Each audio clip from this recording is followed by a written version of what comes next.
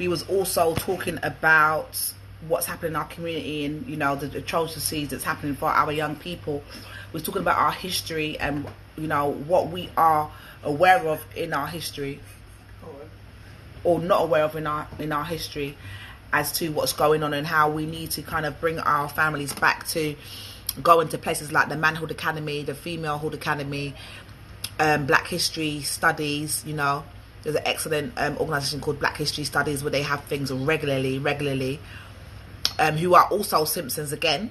I was talking about my history and how my surname is a slave name and how I want to move forward in terms of finding out my history. So if anyone's out there that's able to help me properly to research my background, going back to find out, you know, where I actually do come from and what my original surname is, I would really appreciate it, because I do not no longer want to be known as Letitia Simpson. I want to be known as Letitia Ajibayo or Letitia. Letitia what? Whatever. You're making stuff up now. No, it's a name. I'm saying like Ajibayo or, you know. I get you. Okay. Yeah, I'm trying to think. Olafumi or, you know, whatever the surname is. Big up yourself, Mikey Blacks. He says, no. Just big up yourself, Mikey Blacks. Yes. Girl, G-Town Best. What is you talking about? It says, yeah, big up yourself as well. Mikey Black says, so what? Simpson is a slave name? No way. Bruv, are you serious? You didn't know that? Simpson. Definitely it's a slave name. Scottish. You see, they got money for me. And this is one of the reasons why they don't want to look at paying back black people for the atrocity. Imagine this. They had us as slaves, yeah? And then they played the slave masters for setting us free. Because of the money that they would lose out for setting us free. That's mad. That's like saying you would pay a robber to stop robbing because of the money you would have made from the robbery. Yeah, basically. Yeah. Thank you, Miss Leach. That was a great way to and a great analogy to kind of put in that. Best at yourself, Mikey Blacks. Yes, that you learn something new every day. Simpson is, you know, what's your surname, Mikey? Let me ask you.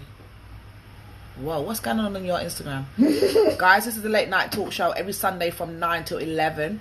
If you want to talk to Miss Leisha about certain types of things, please keep it to a time that is not on a Sunday between 9 and 11, because it's important for us to be able to educate and to be able to talk about things that are important to us as to what our show is about, and not about you checking her. Seriously. Because then I don't know what to read out from what not to read out. Do you understand? Like, it gets confusing. And I like to confuse, not to be confused. Certainly. Big up yourself, Naya. You're right, baby girl. Miss you. Okay, so Mikey says his surname is Burrell or Wright. Now, Wright, I believe, would definitely also sounds like it could be a slave name. Burrell, you might be a bit more not so slave orientated as such. But you'll find names like Smith, Daniels, Williams. A lot of them is names that are derived from slave days. So, anyway, one of the things that we was to talk about is we're waiting for our guests and they haven't arrived as yet. I don't know what's happening, but I will still talk about it because I am aware of it. And I will talk about it from my experience and what it is that I'm aware of in relation to it, so that you guys can be informed as to what is going on and what we would like you to do. So basically, there is something that is called IPP. And IPP stands for Imprisonment for Public Protection. So what is imprisonment for public protection? As it is, and as I just said, it's people that have been imprisoned to protect the public. But what happened was, it's something that it is a law that was created in 2003 and was actually started to take, it started to be used in April 2005. And what happened was, they put it in place to protect the public from people that they said was a danger to the public. So it's meant to be used for people who were like sex offenders and people who were, you know, like murderers and that kind of stuff. But it didn't go like that. Sorry. So the offenders that are sentenced to IPP are set a minimum sentence or tariff, as they call it, which they must spend in prison. So for example, if you get sentenced for 3 years, and you have to do your sentence of 3 years, and then they set a minimum tariff to say you do 3 years, you go for parole, and it's up to them to decide if you're then able to be released, i.e. They can keep you there after your 3 years and for however long they like. So other people that get a sentence, and they say to you, okay, you do 3 years and you're going to be released on the 12th of January 2020. Yeah. But these people that are given IPP, they don't have a release date. So they have to do the 3 years that they've been given, and then they have to go to parole, and then they have to show the parole that they've met these requirements, i.e. done particular courses that they think they need to do to enable them to not be a danger to the public. Official Dido's asking what shows this. This is a late night talk show on City Lock Radio, each and every Sunday, 9 till 11 p.m. So we're currently talking about IPP, and IPP stands for Imprisonment for Public Protection. So people that are deemed to be danger to society. Danger, yeah. Yeah.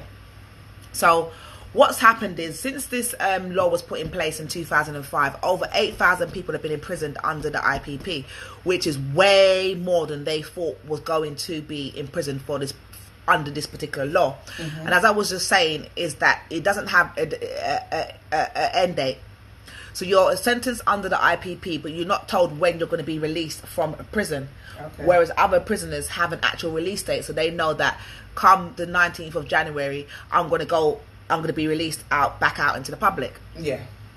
So they're able to work towards something, so they know that, you know what I mean, they can build their life or work towards. But people that are under IPP, they're not able to do that, because it's up to the parole board to then decide when they can be released. And then what's happening is they're going to the parole, and parole is saying to them, well, actually, you haven't completed the anger management class, which wasn't actually even available to them in the particular prison that they may have been in. Mm-hmm. So they've been putting these people under these particular restrictions, but not providing them with what they need, to be able to carry out what they want them to do. Right.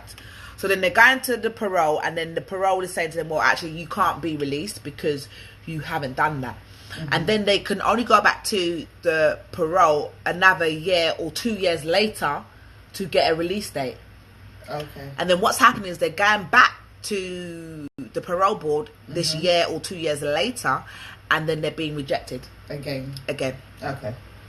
So I can give you many stories. One story that I will give you quickly is a young boy who was 17 years old. He stole a bike, and he had an altercation with the police officer, with the person that he stole the bike from, i.e. he probably attacked him, etc., etc. Yeah. And then what happened was he was sentenced to prison. Now he got 3 years. Mm-hmm. That boy then ended up doing 9 years old as a 17-year-old child. 9 years in jail. 9 years in jail when he was given a sentence of 3 years. Whoa. Yeah. Now, if I'm correct, this boy still hasn't come out of prison yet. Oh, wow. So his family are campaigning for him. But what's happened is, and what happens with the majority of these these offenders, is that they become disaffected and disillusioned. Oh, shit. Hold on a second, Leash. You can't even continue talking. No. Hello? Speaking. Hold on 1 second. Let me get you live. Sugar. Oh, this is the one, actually. Is that the right one?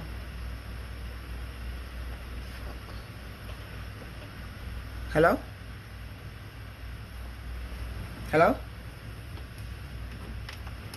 So is that one of our guests is online, yeah? Yeah. There we go. Hello, can you hear me? Yes, we can hear you.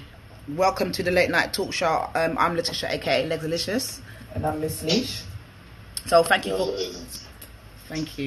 for calling the studio today. We've just started talking about, I've just been explaining to the listeners what IPP stands for, which is the Imprisonment for Public Protection. I just gave them a scenario of a young person that has been imprisoned for the last 9 years and hasn't, for a crime, and that he was given 3 years, but he hasn't been released and hasn't have a release date as yet. So if you could just introduce yourself to the people, and let them know who you are. No problem. So my name's Shilo.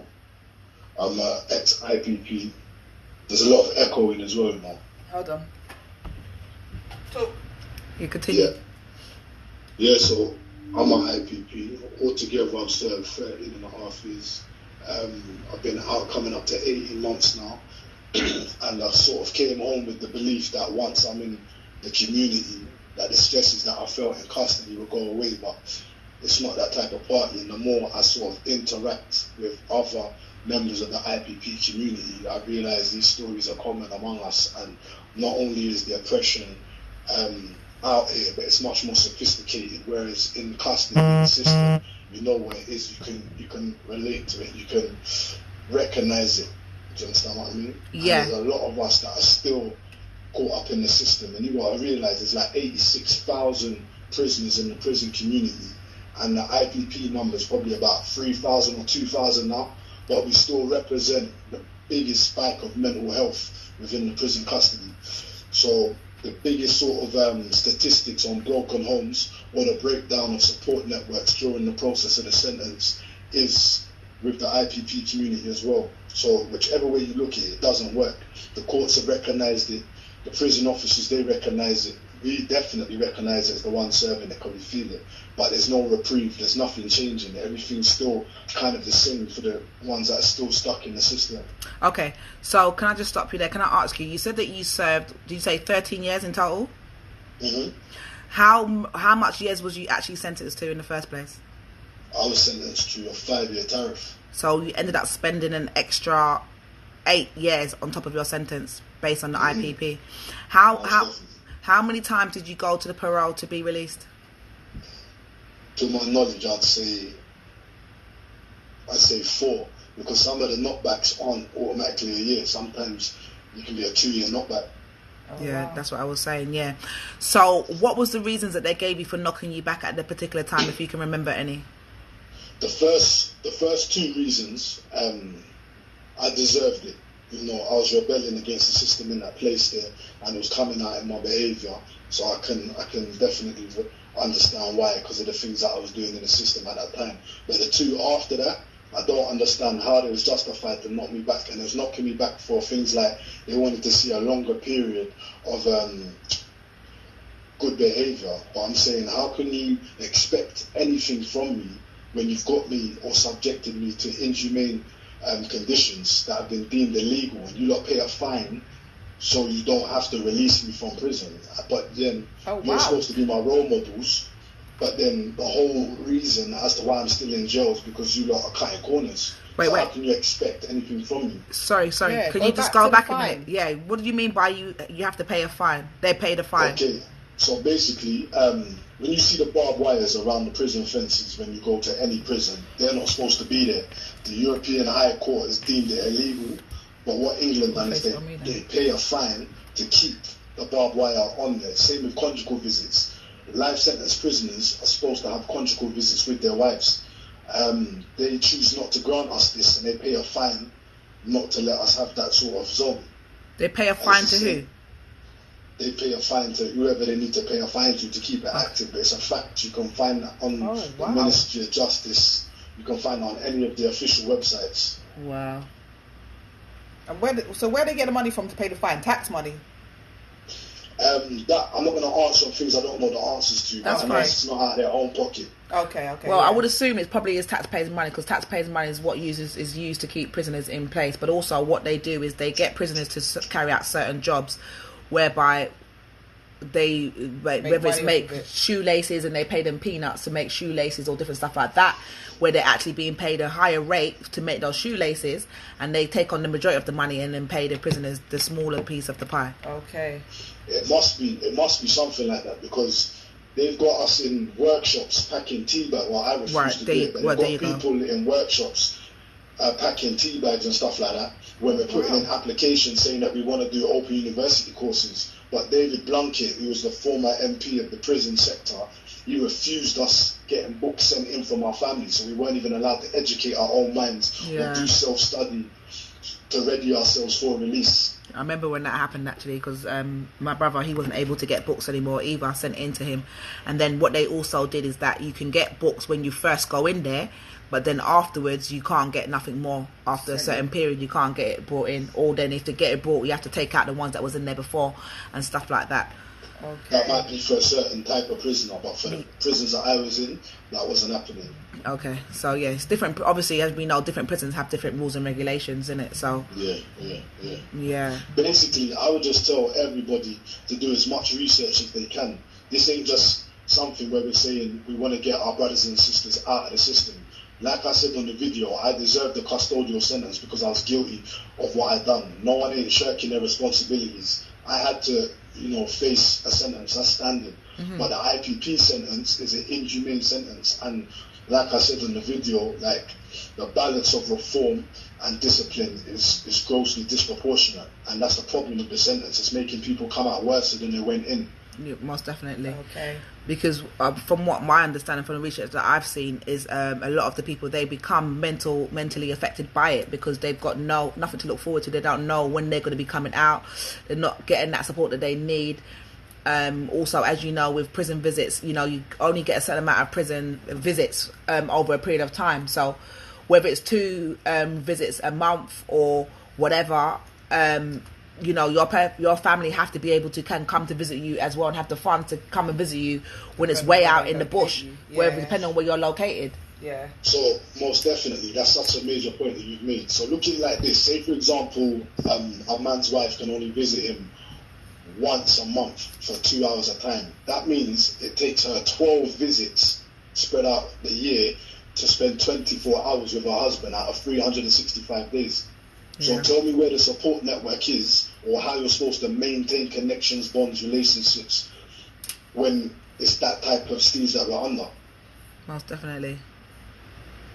So for everybody listening, please just support the Aswad movement and make sure you come to the protest because we're really out here fighting. Okay, slow down. So you've just jumped from one thing to another. So it's all linked. Yeah, it's linked, but we haven't gone into the Aswad movement and what it's about. So I just started telling them about IPP before I was able to get into the Aswad movement. So can you tell us what the Aswad movement is?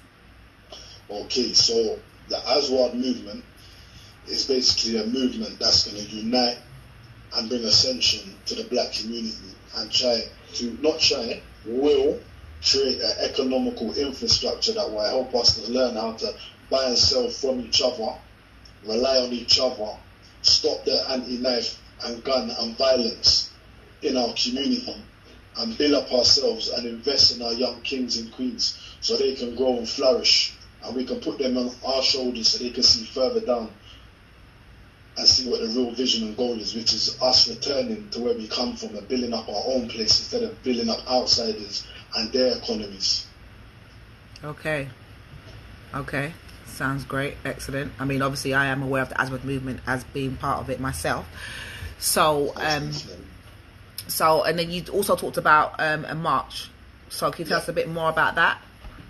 Yeah, so basically before I touch on the march, I just want to say, people need to stop thinking that a protest by itself is going to change anything. It's not. But in conjunction with a strategy and a load of different actions, protesting can be the start of something great, and it can force the government's hand in terms of discussing and re-looking at laws. So the first step is we're going to march on the 4th of July to raise awareness about the IPP. Then after that, we're going to get some prominent figures within our community to push it, to raise even more awareness. Then the petition comes.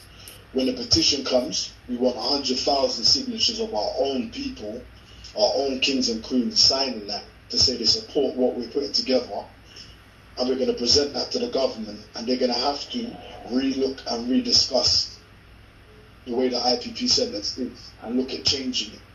Okay, so for the better for our people. Okay, so just to clarify, because IPP is no longer, it was abolished in 2012. So the law now is that people aren't still now going to court and being given a sentence under the IPP. What it is we still have over 3,000 people that are still incarcerated under the IPP that they were given back in the time before it was abolished. Now, one of the things that we're looking at is that the fact is that you've abolished this sentence, but yet you haven't looked at the people that are still incarcerated underneath this sentence. So, for example, short of just the Late Night Talk Show, you know how we do, we go from one foot to another, but just to show you the link is that what I've seen recently is, as you know, marijuana is a drug that was banned in majority of the countries, etc., etc. In America, what you've seen is marijuana has been now...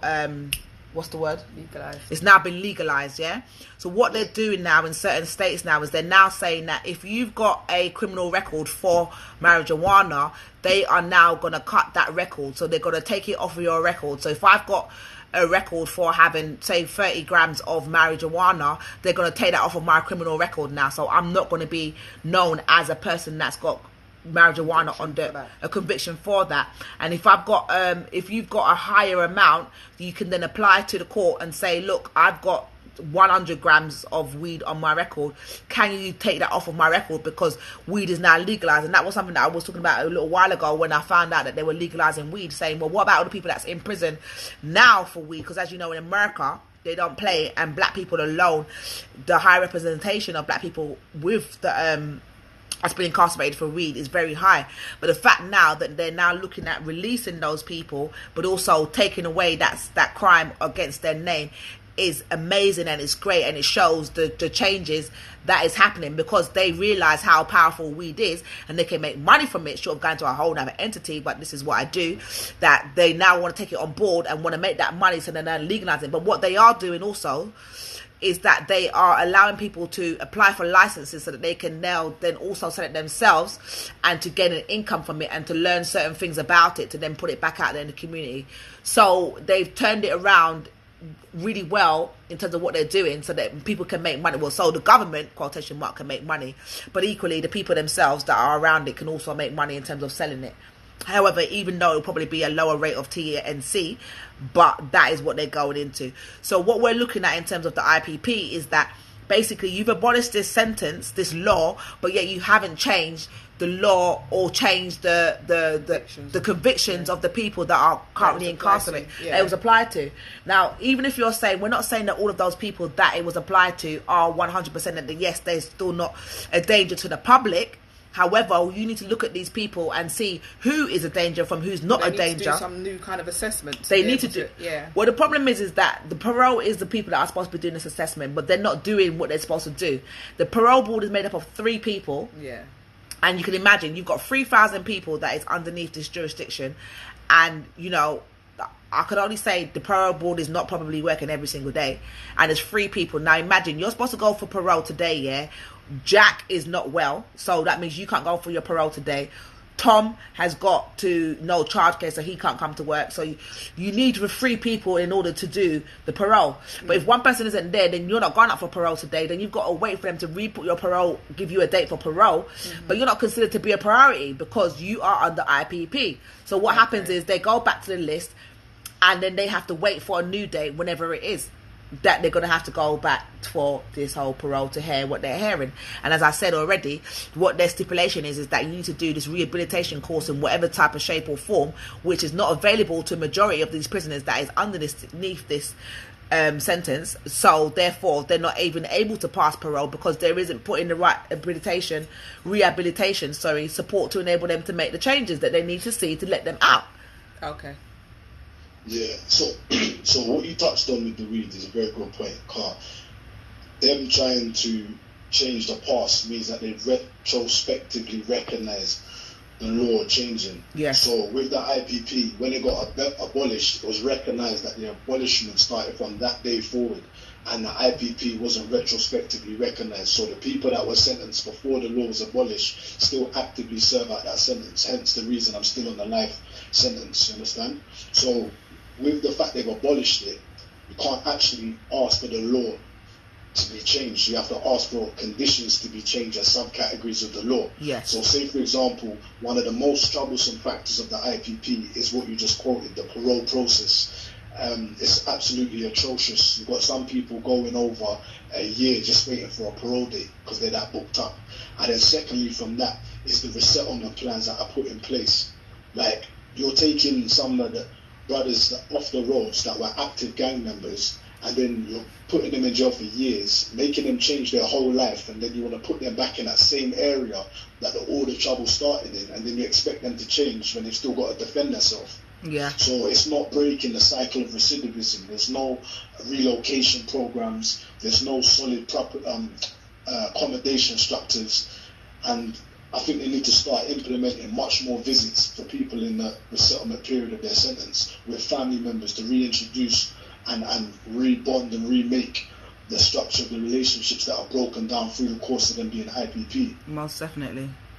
You know, and I feel like a lot of IPPs as well, they need to see someone professional in terms of mental health, because a lot of IPPs are walking around affected by their sentence when they're thinking they're totally fine, that they coped with it, it was okay. Like, a lot of IPPs are suffering from post-traumatic stress disorder and a lot of subcategories of mental health, and like, it's atrocious. So the three things that we're pushing for is resettlement plans, parole process, and just making sure that they've got a good solid state of mind and a release plan, a release structure, so they're not coming out lost. Most definitely. Can I? And one of the things that you see, like what you said, is that you're on a life sentence. Now, you didn't kill anybody, so it's like people get a life sentence when they kill somebody. You have to undertake, you know, whether it's 15 years or up to 30 years because you've got a life sentence. But yet, people under IPP are given a life sentence when they haven't committed a crime that warrants to be a life sentence. Now, one of the other issues is that a lot of people under IPP, they're living, even when they're released, they're living with something over their heads, because if they are recalled back, they can be recalled. The highest number of people that are recalled back are people that are on IPP. And what's happened is, like, a guy was brought back to, was recalled because he returned to his bail hostel drunk. Now, returning to your bail hostel drunk is not a danger to the public. It's not hurting nobody but yourself. You're just drunk. And he was recalled back to the prison, and now he's in there for however many years waiting until he's released. Another person, for example, might have missed the parole appointment because, you know, you have to go weekly or every 2 weeks to probation. Yeah, and he might have missed that appointment because A, he's sick, or he might not have the money to go there, or whatever, and then he's recalled because he missed an appointment, even though he might have called up and said, listen, I'm not going to make it. But then a couple of days later, he's then got arrested and brought back to prison because he's not abided by the conditions that have been stipulated towards him. Now, that is not a danger to the public. So it's like they're using their own things that they want to use to then bring people back into the prison situation, and holding them there for no reason at all. But you know, Queen, everything you said first was spot on, yeah. But secondly to that, this is why I really appreciate people like you with your platform highlighting things like this, because the media does a very good job at misguiding the public about what's really going on in terms of the prison system, and they're making it look like they're doing everything fine and we're just broken people that come out and commit crimes. Like, it doesn't work like that. Fact, like, the things that they say need to be in place need to actually be in place. It can't be a mirage to the people of the public. It has to be an actuality that exists for the prisoners in custody. Otherwise, how do they expect us to blossom or flourish or evolve in negative environments that we can't see no release date from? Most definitely.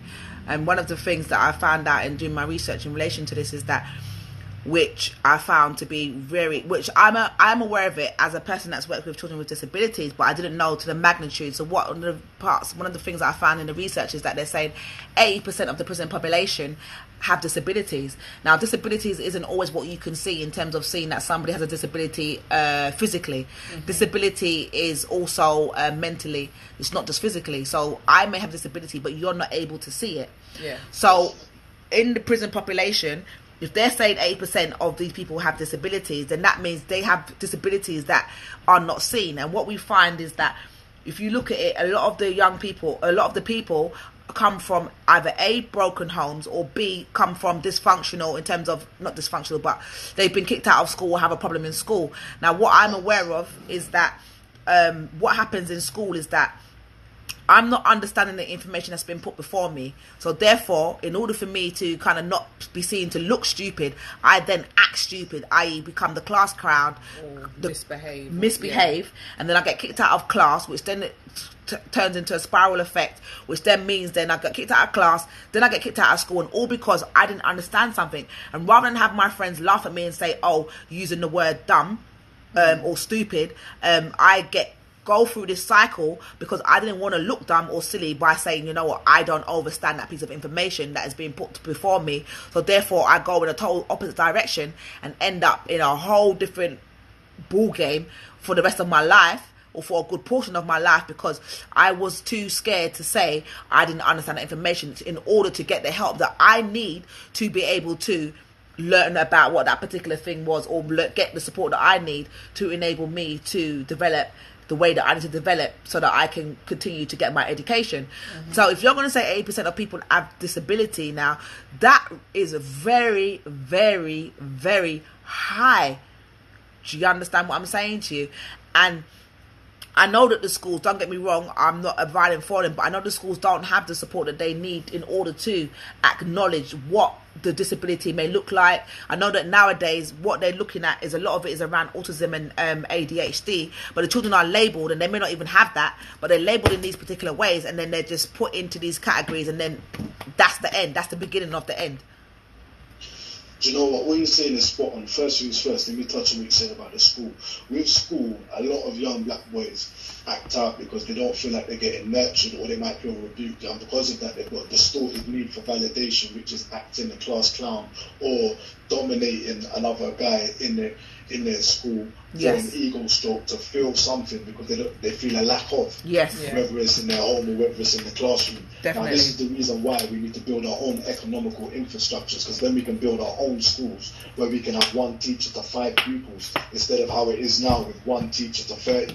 Nobody's getting enough time to be nurtured. But don't ever think that's not deliberate. There's a deliberate, flawed educational system, because if everybody in the country was A-star students, who's going to clean the windows and sweep the streets up and flip burgers in McDonald's? They have to have a flawed education system. Don't ever think the problem is once we get to prison, the system's built to tenderize us to be susceptible to crime. So when we commit crime, prison is the next destination. Most definitely. And this is the reason why a lot of things are going to come from the Aswad movement, but we're dealing with them in terms of consecutive order and strategy. And the first strategy is this protest about an inhumane act that traps a lot of young black boys in the system, called the IPP, which is an indeterminate sentence for public protection. Most definitely. So sorry, go on. Yeah, so, we're on the Instagram at Aswad Movement. A lot of beautiful, amazing, intelligent people that are attached to that movement, and I'm very proud. Queen Letitia's one of them. I'm very proud to be shoulder to shoulder with the people I am within Aswad. So follow the movement, get involved, and blessings to everyone. And thank you for having me, man. Okay, so one of the things that I wanted to ask you though before you go is, you talked about economical Infrastructure. Right. Can you explain what that means and what does that contain, please?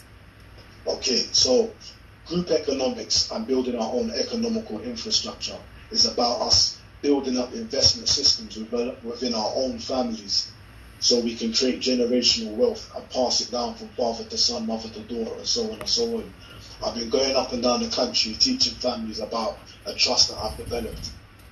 I've been mentored by somebody that inspires me greatly, and he taught me about group economics, and I've gone on to develop this document. And if anybody wants a copy of it, just get in touch via the Instagram, and I'll explain. Us building an economical infrastructure is initially starting investments within the family, then families joining up to be part of a conglomerate of business owners, and then as business owners we start to own schools and libraries, and then we start to push agriculture back over to Africa. So we've got self-sustainable systems that feed our people and give our people a commodity to sell to the rest of the world to grow the people. But it all has to start from somewhere. So right now, we're just planting seeds within the Aswad movement. And as you know, the day you plant the seed is not the day you eat the fruit, so it takes time, but it's got to start somewhere. Most definitely. And just listening to you and the fact, can you tell us about yourself? Because you just talked about you've been out for 18 months. So well done for you for being out for 18 months, not being recalled, not getting into any particular trouble, not getting into any particular trouble that may warrant you to go back to that place. But can you just tell us how you was able to keep yourself out, how you are able, to keep yourself away from returning to particular things that may enable you to do that, and what are you doing for yourself to keep you on a straight and narrow? firstly, there's nothing special about me that's different from my black kings and my black brothers. We've all got that sort of inner strength and resilience within us, and I had to dig deep to find mine. When I first went to custody, I was getting into a lot of trouble. Had a lot of time down the block, a lot of alone time to reflect, meditate, study, grow, evolve.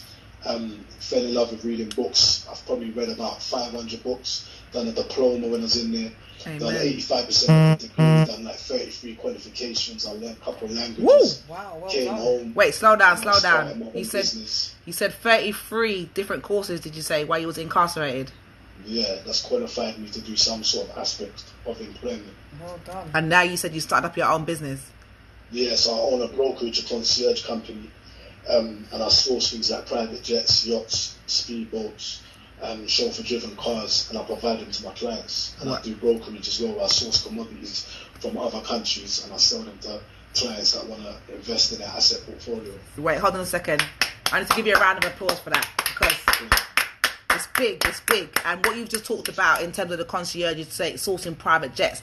And this is coming from a man, and nothing being said in any disrespectful way, but a man that's just spent 13 years in prison, and he's been out for 18 months, and he's already established and achieved a brokerage company, a concierge company, whereby he's getting private jets and planes. I mean, hello? I want to fly. I'm a flyer, and I ain't flying in no private jet. You get me? It's 41st birthday's coming up, you know, B. I need something special to, you get me, to make, to yell. You understand? But on the real though, you know, that's amazing. And I hear you saying that, you know, you're not nothing special, but it's not that. We do all have it in us, but sometimes, you know, what support systems do you have in place around you that enable you to be able to push, or is it that you just, from where you was able to rehabilitate your own mind through reading and doing these particular courses? What was the key point for you that enabled you to change your mindset and be able to do those particular things that you are doing or did to enable you to be where you are today? I think with the IPP, during that time there, that was a very humbling experience because I had to do that on my solos. Because you haven't got a release date, you don't know when you're coming home. Yeah. You kind of cut ties with everyone as a protective measure, emotionally and spiritually, do you get what I mean? Yeah. So having that alone time really kind of reveals what your strengths and weaknesses are and who you are. Mm-hmm. And once you've laid that all out on the table, you've got to ask yourself some real questions about where you're going next and what your next step is. Because if you don't ask yourself them questions, life will, and you might not like the way life throws them questions at you. So I decided to just question myself and grow as much as possible. And as I started to read about my history and our history as a people, I had so much pride within myself, within my colour, within my confidence. And when I sort of understood metaphysics, energy, vibration and frequency, that's when I really started to understand our potential as a people through things like noetic science. And I felt like I grew since then, and my mind opened when I just started soaking in all the information I thought would help me to evolve as a person. But you know one thing though, what he said is that he read over 500 books. A lot of the people that go in there might not be able to read, so that's one there you go. Positive or one one of the disadvantages. Yeah, that's something that you had different to the other people because you was able to educate yourself. Yeah, I'm dyslexic as well still. So that's something that I had to overcome. So even that, and there's people that had worse things like learning difficulties than I did when I first started, and they overcome it as well. So there's literally no excuse. Like, we're living in a time where the gap between dreams and reality don't exist no more. If you want to do something, it's just about believing in yourself and getting it done. Because there's, unfortunately, in our community, there's no one to pat our backs and say we believe in you. We just got to kind of get up and do it ourselves. So when we are that completed version, when we have our generation and our seeds, we can be the ones to pat on our seeds back and be like, I believe in you, you've got this. Yeah. Most definitely. So it starts with us, you know. Yeah, definitely. What support systems do you have in place to help and keep you? I've got people on Facebook and on Instagram that is saying, putting hands up, like saying big up yourself, it's brilliant, well done and stuff like that in relation to what you've just said. You know, I heard you say something about metaphysics, but you said something about scientific. he said noetic science. Noetic science. What's that? Okay, so say for example, you see, if you remember when Usain Bolt first broke the world record, as soon as he went on the mic, the first thing he says is, the crowd carried me. That's one example. You're feeling low, you go into a Pentecostal church where black people are singing and rejoicing. It lifts up your vibration straight away. Like noetic science, yeah, is very, very, very serious in terms of understanding what type of people you should be around and what type of people you need to remove yourself from. Okay. Right. So what that means is, so for example, when I went to Vietnam, and I was able to A, walk on glass, B, walk on hot coal fires and dance in the hot coal fire like some, I always use expression mad woman, because I was like, how the hell am I going to walk on hot coals? And what we did was we was able to raise our vibration, so we was able to walk on the hot coals, and I was able to dance on it and do bogle on the hot coals, like say ooh, walk through it, walk back on it, dance on it, and did not have one blister on my foot afterwards. Exactly. So, Exactly. so that's what you're talking about. Yes. Okay. Most definitely. Yeah, they I did. like even within the community, yeah, understanding like there's a subcategory of noetic science called entronaming, yeah. And what that basically means is this: if you get 3 violins and you pluck the A chords on all of them at the same time, then you get a 4th violin and you pluck a C chord on the 4th violin. The strength of the vibration of the A chords will force the C chord to produce an A chord sound. So that means even if you're a positive person as a single person, if you're in a community of negative people, eventually that's going to have a wear and tear on you. It doesn't matter how powerful your zone is. So if we surround ourselves around people that are like ourselves, all it's going to do is strengthen our vibrations. And I guess that's why they say is see who. Well, this is a saying that says they say surround yourself with people that you want to be like. I'm not saying it in the correct way, but something along the lines of surround yourself with people that you want to be like. But also they say see me and see 5 of my friends, and then you'll see the type of person that I am. So whether that's positive or negative, then that kind of all derives from the same kind of thing. I mean, Most definitely. yeah, I mean, these are things that we're not taught. We have to teach ourselves. We're not talking about metaphysics. We're not talking about new. Say it again. Noetic science. Noetic sciences. We're talked about flipping the Bunsen burner and H2O and stuff that we would never learn again, and maths, you know, that we will never actually look at in maths in terms of teaching us about finance, proper finances, and how to build ourselves up. And I guess as you did say before, it's because there is a system that's designed to keep us in a certain atmosphere, which isn't designed to make us be above others, and especially for us in our communities. You know, we're not taught those kinds of things. We're talking about our Black history, where we're coming from, to enable us to understand that we were the first, and how powerful we are as a people. So that's why they fight us down day after day, time after time, and show us. Because when I've just looked at research and seen that not we've taken away from these children that are doing these atrocious things, i.e. stabbing and killing each other right now. But when you look at America and you see how much people are dying every day from this knife or gun crime, we are like 1% compared to their 100% that they're doing. So I'm not saying it's not high, but it is high. Of course it's high. But what I'm just trying to say is what they're doing is showing every day that these Black people are killing each other to show us and wear us down, to make us feel like this is what we are and this is who we will be, rather than, because why are they showing it every single day? We're not the only community that is shooting or stabbing each other, because if you do research it, you will see actually that there's a lot of that's happening in the white community as well. But you're not seeing it on the news, them saying 4 white people were stabbed. They're not telling you the colour, but you are aware of the colour based on what they show you, so you know it's Black people and the areas placing. And they talk, yes, exactly. But that's the reason why we gotta be careful with our words, because words are spells, and we're taught to say things about ourselves that condition our minds and make us indoctrinate ourselves. Most definitely. You know what I mean? Yeah, of course. Like even like they teach us things like we have to be humble. But when you look in the English dictionary at what the actual word humble means, it means to lower yourself before somebody else. Yes. So they're teaching us to lower ourselves before them when our rightful place is on thrones. Yes. You know, even the word pharmaceutical is derived from the Greek word pharmakia, which means witchcraft. Even when they say good morning, it means to be happy in your death. That's why I say grand rising's queen at any time you speak on WhatsApp. And that's same way I say grand rising's king. Yes. And that's why I don't say good morning, because good morning means to mourn. So when you're going to say good morning, you're giving somebody a good morning for the rest of their day, for them to be in a morning when that's not what it is that you want them to say. So you have to change that. So that I don't say morning no more, because I am not in mourning, and I will not be mourning for my day. Definitely. So it's definitely what you're saying about we've got to educate ourselves. That's the key. Because once we educate ourselves, we can free our minds. And like Che Guevara says, there can't be a large-scale revolution of the people until there's a small-scale revolution of the mind. So it's probably just got to start with us. Most definitely. And that's why I always say it's not about understanding, because I'm not under anything or under anybody. If I learn something, then I overstand it, because then I know what it is that you're saying to me. But to understand it means to bring yourself under and beneath it, which doesn't actually make sense to what it is that you've just done.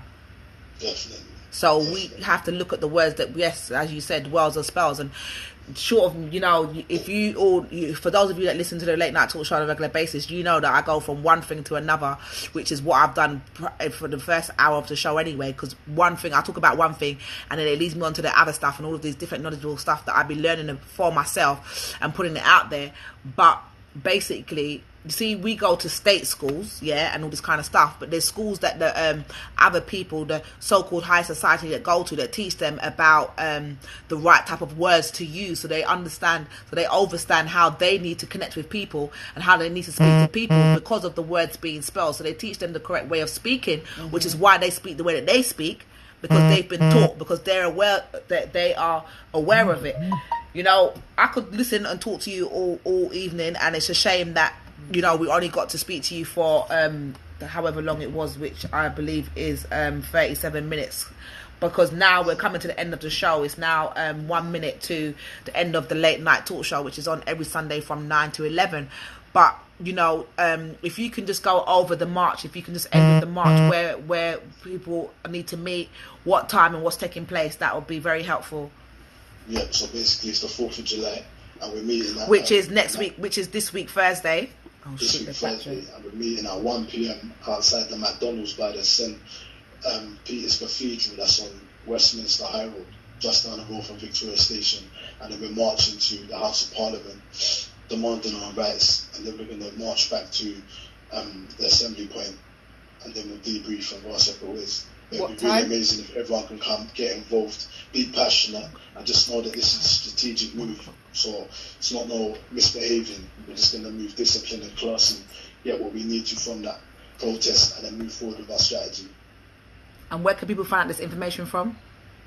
At Aswad Movement. Follow us on Instagram. Okay, and that's Aswad's in the group Aswad. Don't turn around. I don't want no puns because people killed that. What? Spell what? Aswad. So ASWAD Movement, MOVEMENT. Aswad Movement on Instagram, Snapchat, Twitter, Facebook. We've got 10 seconds, so thank you very much, Shilo. Thank you for your calls, thank you your input in the show. We appreciate it, and we look forward to having you back on the show properly and for the whole 2 hours. Thank you very much. Take care and be blessed as you go about your day.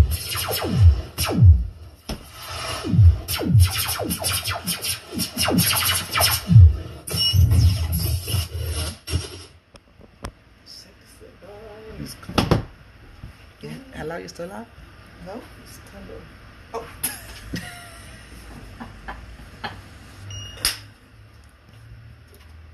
Oh, give me shivers. You weren't even here. Oh.